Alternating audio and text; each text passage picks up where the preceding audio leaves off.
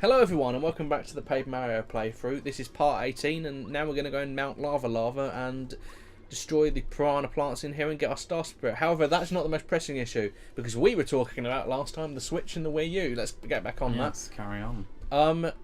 Yeah, the Wii U... The thing is, I remember my brother's ex-girlfriend bought him the Wii U when it had Smash on it.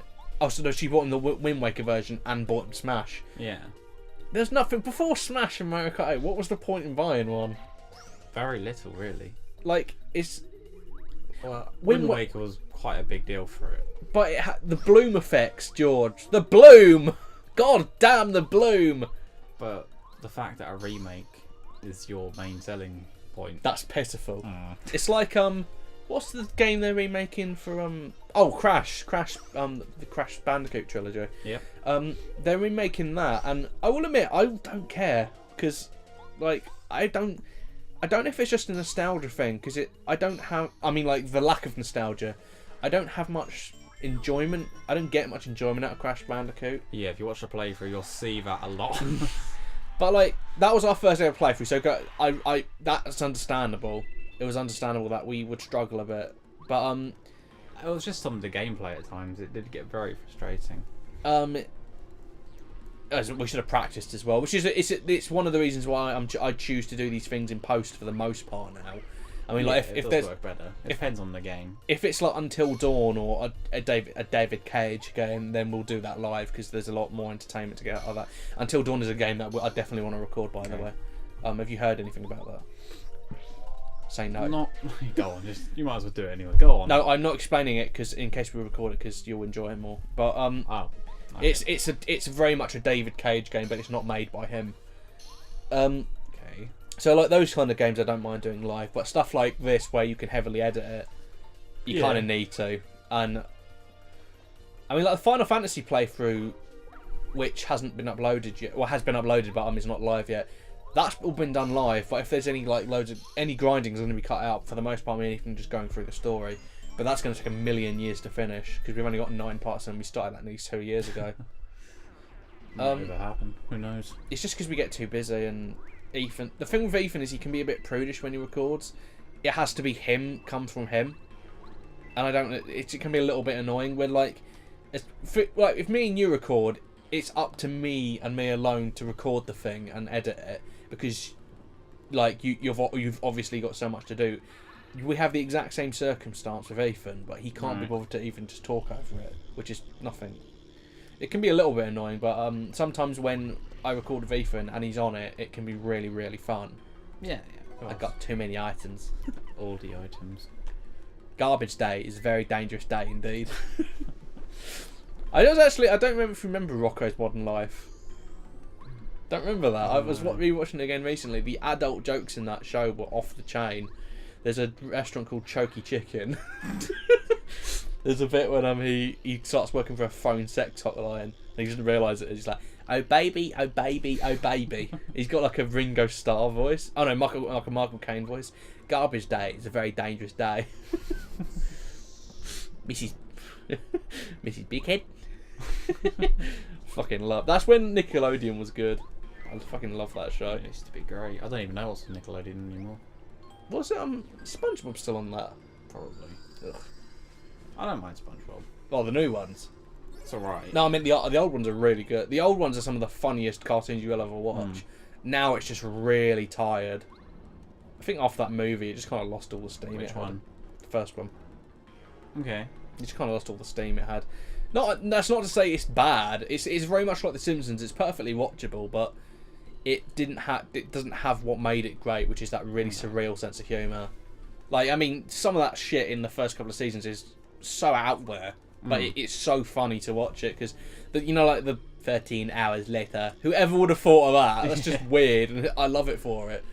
It's like it's this one of my favourite things. Like I've been watching a lot of classic Simpsons recently, and I didn't realise how random some of the early seasons can get. Yeah, yeah. The bit the fucking episode when when Homer goes to the strip club in the first season, and Marge's their marriage is like on the rocks because he dances with a woman, Yeah. and then like she's scolding him for doing that, and then Chirpy actually nearly has a full affair, and I'm like, what the fuck is going on? That's when it was planned to only be one season as well. Oh yeah.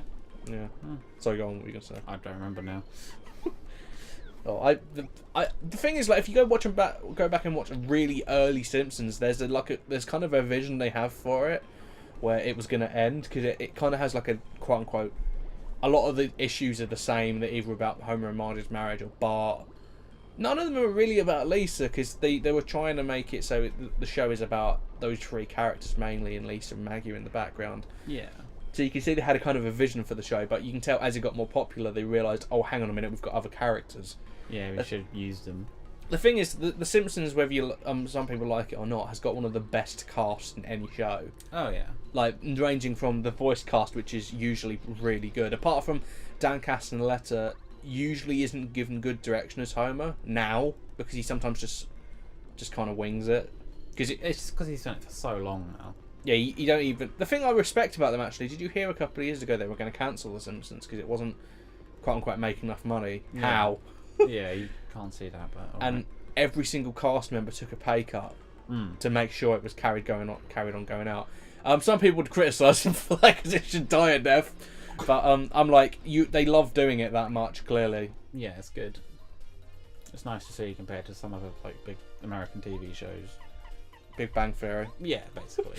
I wasn't going to skirt past it. Big Bang Theory's fucking shit. Their cast Holy shit, they don't after care. a lot of money. Every time they're, oh no, you need to like double our pay or something. Because they know that they're not going to have that job much longer because they know it's shit. But they're already talking about the spin-off from it, so... Oh no, not the Sheldon thing. Who gives a shit? Seriously? You know, even I like Big Bang Theory, it's alright, but... You like it? Yes, we've talked about this before. I don't think we have, and now that I know that, I'm very disappointed. What do you like about it? What is you like about it? Just the fact it's for nerds? Because I think that's quite insulting, actually. I don't know. Because it make... if I'm going to get really serious, like in a really serious way, you can understand and easily refute me by saying I'm taking it too seriously. For years, thousands of people, including myself, were bullied for being nerds. The fact it's now being made into a let's laugh at these people because they're weird. It's just like it's adding insult to injury. And adding to the fact the people writing it clearly don't understand what makes that kind of culture so inclusive, and it's such a great version of escapism. Like, for instance, there's a really funny Vine that I really like that basically sums up the problems with that show in about 10 seconds. I think is it Howard, the Jewish one? Yeah. Right. He basically sets the scene. It sets the scene that on the table there's a load of wildcats and not wildcats, Thundercats and all other stuff like that. He-Man, and he says, "Okay, now we're going to do Game of Thrones, Thundercats," and he names some other things, and there's an audience laugh track. Yeah. It's like, he didn't say a joke. He named things. That's not a joke, and it just shows you that they don't understand what they're making fun. Like, there's a funny show in it, and I always think the performers are really good. They're all really good comedians in their own right. They're just not given the right circumstances and right characters. Like, it just gets really tired sometimes. You have to admit it's quite tired. No, I do get what you mean. It does definitely have some problems like that. The whole laugh track thing is a bit annoying at times. Have you seen that really funny video where it takes the laugh track out of the show and you realise how awkward the show actually is? Because it's not recorded in front of a live studio audience. Yeah. That's dubbed in post. It basically, they have to pause to leave it so you can understand how odd the timing of the lines is. Which it's not natural at all, because it's like there's a bit in After Earth that I absolutely adore where Jaden Smith's giving this emotional quote unquote speech. Yeah. And he leaves gaps in his speech for some reason. I don't understand why. He's saying, okay, this is basically what he says. So what do you expect me to do? Just leave it like that.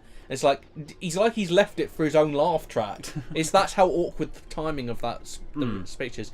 We've probably forgot to mention I've got an Ultra Hammer. It lets me break through his blocks. Okay, back to After Earth. Yes, nice. So what is it you like about the Big Bang? Like, I'm willing to give it another go. It's just that what I've seen did not impress me, and some of the stuff I've read about Chuck Lorre just made me really hate it. It's never been that you take like too seriously. I guess I'm kind of more like that. I can just be more casual about things, not looking too into it. If you're just like casually watching it, it's kind of easy and just fun to watch, really, because it's kind of more stuff. So it's quite an easy watching kind of thing. Yeah, it's like stuff you're interested in. Like for us people, more like the nerd culture, that kind of thing. For watching it, you do understand more what's in it compared to like other shows. Yeah, I respect that. That's fine. So I don't know. You can see where I'm coming from, though. Yeah. Like, if you were to look at it a bit more deeply, which maybe the creators don't intend to cause any offence, and honestly, it doesn't offend me, but it's like, it's almost like, in a way, the school bullies have been given a voice, but they don't realise what they're making fun of. It's kind of just the American comedy problem sometimes. Yeah, they think things are funny, which over here we don't really get. Yeah, exactly. All those like programs that they've tried to take to America from here have never worked. Did you hear the version of Only Fools and Horses they tried to make? There's is it Dead Ringers that's got that sketch about it? So funny. So, yeah. It's basically Rodney, was it Del, Rodney and Grandad in the sketch? Del and Grandad are both American, but Rodney's still British. And they're brothers still. And the joke is that in American translation they try to keep some of the British elements. So like there's like Del going like oh man, I'm gonna do this, and there's Rodney like, yeah Del, you can't. But they keep exactly the same accent and exactly the same clothing style. It's like, that's so weird. It's hilarious, such a hilarious. One of my favourite Dead Ringers sketches. Have you seen the James Blunt one? Yeah. It's bloody cold. It's bloody cold. I like it. Nolan Liam Gallagher won't let me in their gang. Morrissey keeps telling me James Blunt is rhyming slang. I love that video so much. It just cracks me up. Yeah, it's pretty great. Oh, and the Take That parody. Have you seen that? Where they're all really fat. And Gary Barlow's just like, he's always just like, yeah, Robbie, I want you to sing on this track, yeah, and I want you to sound a bit like Liam Gallagher, a bit like Tom York, two totally different singers. So funny. It's like, if you do, can you get us a bucket of chicken on your way out, Rob? So like, basically Gary Barlow does all the work and they just sit around doing nothing. Fucking love that. Nice. Oh, I think we're reaching near the end there. Yeah, no, we're gonna have 10 minutes. Yeah, we're about halfway in. Okay, let's get into the actual meat of the dungeon. Oh, by the way, fuck this bit. Watch this. See how long that is, that path? Yeah. Can't push that ball all the way back. Oh, this is one of my favourite bits from Colorado, this bit, when we get the cube all the way over there. I think I might have edited around this. There you go. Nice. Good job, past me. Yeah. Saving a day. Yeah, this is one of my favourite bits from Colorado. He thinks he can get through the door by saying things like a password. Yeah. And we let this fucking huge bastard out. Yeah, I got hit by the last one, as you saw, but just kind of stick to the edge. Just takes him out. And you talk to him, he's just like, yeah. Barely nicked me, old boy. Just lay him down, like dead. I think this is near the end, actually. Yeah, this is like, this is near the boss. So, just from what you've been looking at, what do you think of the art design of this? Because it does look pretty different. I quite like it. I like it, but actually, it's something I used to think about this when I was little. I didn't used to like this place because it looked a bit dreary, and I like the more colourful places. However, I've grown to like it more as I get older, just because the lighting effects on it, and it does have a good style to that. And it's a bit different to like everything we've seen so far. We've had a desert, a wasteland, a colourful gardens, and stuff like that. I mean, the next one we're going to have is really different. So like, it's kind of nice to get something dank and dark before something really like colourful. I mean, outside was so colourful as well. Gonna drink this soda. I've almost got too many items. I'm actually going the wrong way, by the way. You're not supposed to see, like, you're just supposed to. You're supposed to go back the other way and go down. I'm just going there just to show you what Colorado says. Oh yeah. You end up going that way anyway, which is really ironic. After beating the boss.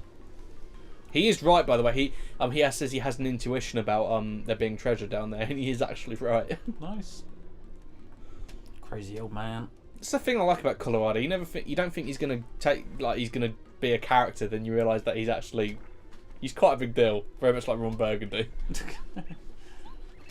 He's the Ron Burgundy of the Mario universe. It's a shame we'll never see him again. Yeah, bye. In a good Paper Mario game, sorry. Fuck Colour Splash. Fuck all the Paper Mario games after Super Paper Mario, because I actually like that one. I have a huge respect for it. This is our boss. Okay. I used to think they were hands. I could see why. They're other heads. I do. It's like the little pincher things, isn't it? Clickety clacks. Yeah. By the way, I hope you enjoy trying to read that. I can't. At this point in the game, I got bored of pausing and everything, so I just skipped past it. By the way, fuck this boss. This boss can be a pain in the arse, and I actually didn't realise the key to beating it is in sushi, because sushi is a fire. Sorry, it's not firefish. What we're talking about. Firefish. New Pokemon idea. Get it on there, Game Freak. Do it. Basically, because she's a fish, she can unspit water out. That is the key to beating this boss. For God's sake, use sushi. Don't use Watt. Don't use anybody else. And if you've got any of them snowmen dolls, they work really well. And what I'd recommend is try and use as many as your group damage attacks as you possibly can, because you want to try and get both of those, the smaller heads out of the game totally, because they can fire things like that. Which, if you're not blocking, they chip away at you very, very slowly. It can just get a little bit much.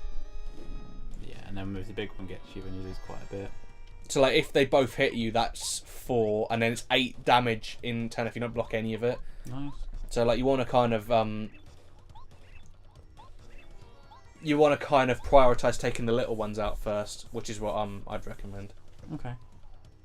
So actually, they take 3. Oh, it's because I'm wearing a badge that if you bless you, if you wear a badge, if you wear a badge, it deflects 3 damage. So they actually do. So they deflects 2 damage. So actually, they do 3 damage. Right. Hey, bud. He's got an arse for lips, actually. He's got a butt on his face. Oh God! Yeah. I can't unsee that now. You've ruined that. What have I done? There goes my childhood. I'm never going to play this game again. Do not use your best attacks for now, because there's 2 phases to this fight. So, attack, hit, and wail on it as much as you can. But as you can see, he's got 22 health. Do not use your best attacks until he comes back to life, because spoilers, once we kill him, he'll revive himself. Wow. Which took me off guard as a child and pissed me off. Yeah. Oh, for fuck's sake! Yeah, you don't realise it's going to happen. After all that time of doing it. Oh, great. And that was like the most annoying thing in games when I was younger. Well, if like you just finish like defeating us, I'm back. Oh. They won't die. Go away. Yeah, do you like recurring enemies there? So when I say recurring enemies, like I say like Junior Trooper in this game, like you see he's an enemy you see over and over again because he doesn't quite go away. Do you like enemies like that, or do you find them annoying? Depends how much it's used. Well, Junior Trooper's kind of a comedy character, so the point is as long that as it still adds something, it's alright. There you go. He's down. He's down. And it would sound like this if it came back like 5 times in the game. It'd be like, oh great, another one. Fuck that. So like, it's kind of like, yeah, we've done it. That's a good thing in like kind of Zelda games. You always kind of have something different to fight. Yeah, that's I know you get different like waves and stuff. It can get a bit annoying, but now we're fucked. Fire fists, fire anus. Someone's had a curry. Basically, you can't touch these things now. That was a stupid move of me, by the way, because I should have healed myself. I've only got 6 HP left. Nice. Like an idiot, I didn't do it. So basically, when I did it, I was like, "Please God, kill them," and it doesn't. Oh no, like. But they're not on fire anymore. The thing is, you want to use that ice because it'll temporarily paralyze them. Okay, cool. And then you get Colorado back up here. Kind of. Thanks, fam. Yep. And he's run away. At least you tried. So, just absolutely destroy this thing while it's asleep. Oh dear. Like we're asking for trouble. Asking? Arse. Arsing, but yes. We're arsing for trouble. My butt is flaming. I wish I hadn't said that now because that's going to annoy me when I'm editing this. Yeah. Now, heal yourself past me, you fool. Or not, whatever. Do what you want, yeah. So this is when I recommend using your big attacks like Starstorm and Mega Shock and stuff like that, because you can absolutely destroy this thing now. Nice. Yeah, it pretty much does it. I think I use... What do I use now? That was really dumb of me. Yeah, see look, if you touched it when it's on fire, you get hurt by it. And now they have new monsters, which are those. What is that? It's... It I looks don't like a know. Pac-Man. I'm in trouble now. Heli Pac-Man. Oh damn. It's okay. Got a life shroom. We're all good. That's lucky.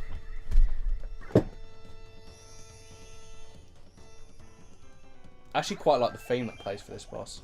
I don't know if you can hear I it. did just for a second there, it's pretty cool. Down, down, down, down, down. It's pretty cool. You definitely funked that up quite a bit there. Down, down, down, down. Don't. Yeah.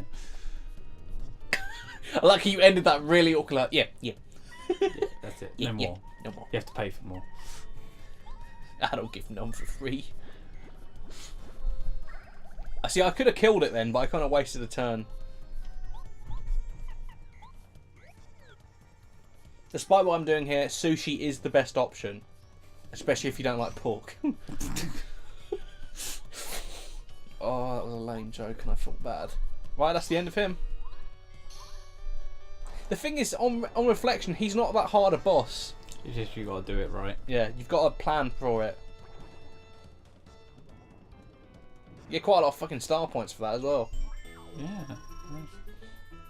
To strike his face. He's still smiling when he falls in. Bye. Well, that's kind of annoying. Oh dear. They keep doing that.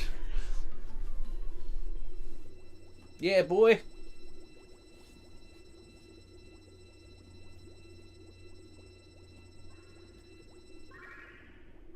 This is actually one of the more useful star spirits, actually, in terms of abilities. This one will give you 20 HP if you summon it. Summon it, summon it, summon it. Oh, boss. No, yeah. This one I end up using a lot in the last Bowser fight. Yeah, spoilers, Bowser's the last fight. Wow. Did not see that coming. Don't lie, you bitch. She's just asking to be smooched.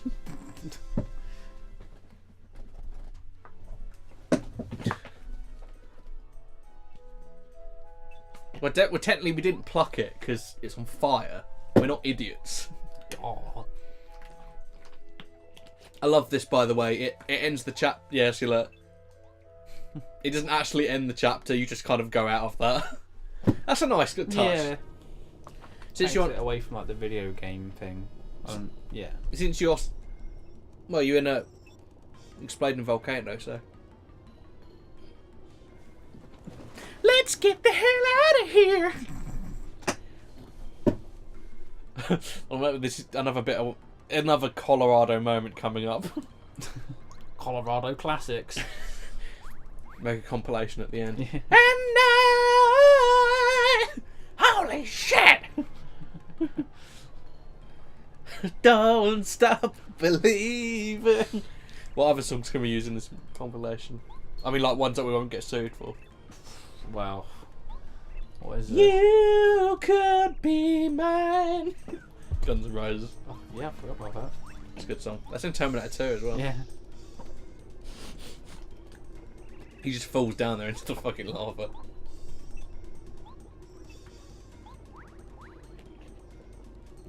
You're not on a time limit here, so you can basically take your time. Okay. I wouldn't, but I don't like that because it kind of takes away any puzzle element to it. They could have just said, "Oh, we need to find a way out," but you basically went, "Blow this wall up."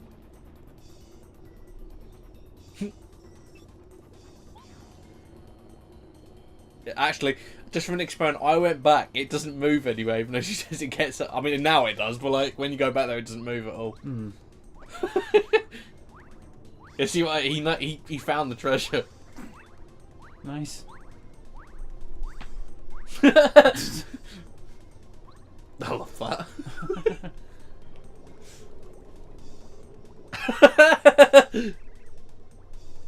I love how close it gets to colour on his face. Right, we've got to go find that in a minute.